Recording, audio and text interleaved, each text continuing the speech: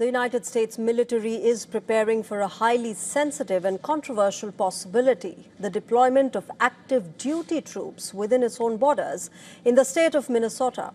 As per reports, around 1,500 U.S. Army soldiers have been placed on standby for potential deployment to Minnesota as protests continue to intensify in and around Minneapolis.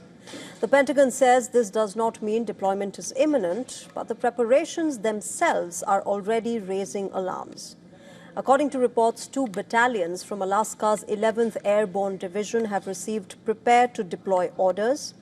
Their possible roles could include crowd control or support for the law enforcement, similar to how active duty troops were used during unrest in Los Angeles last summer. Military officials say that this is about readiness, not action. The White House echoed that position, saying the Pentagon must always be prepared to carry out the president's orders if called upon. At the same time, Minnesota has mobilized its National Guard, though state officials insist that Guard members are not currently deployed on the city's streets. The Guard says it is staged to support public safety, including traffic control and protecting the right to peaceful assembly. The governor, Tim Walz, has thanked local law enforcement for maintaining order and urged the protesters to remain calm and peaceful. But tensions remain high. Remember, protests erupted after a fatal shooting by an immigration agent earlier this month. Renee Nicole Good, the 37-year-old mother of 3, was shot at while sitting in her own car, an incident that has sparked outrage far beyond Minnesota. That anger has only grown as federal immigration enforcement expanded under what the Trump administration calls Operation Metro Surge, a large-scale deployment of ICE, Border Patrol, and other federal agents into the Twin Cities.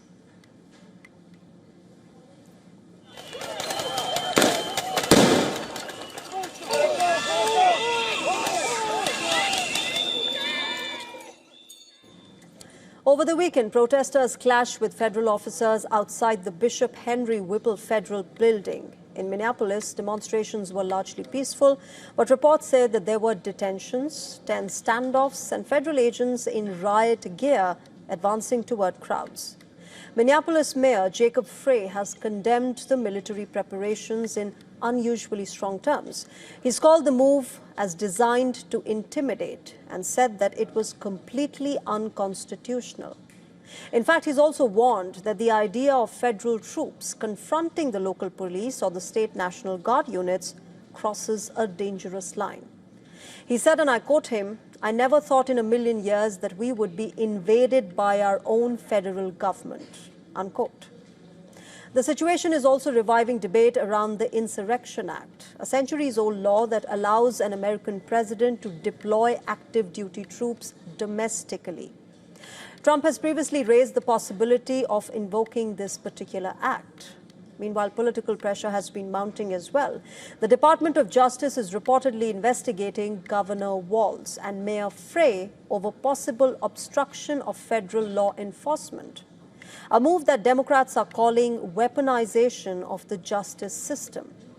Frey says that he has received no subpoena yet and no formal notice of the investigation against him. As protests continue and legal battles intensify, Donald Trump's critics are asking how far can or should federal power go inside America's own cities?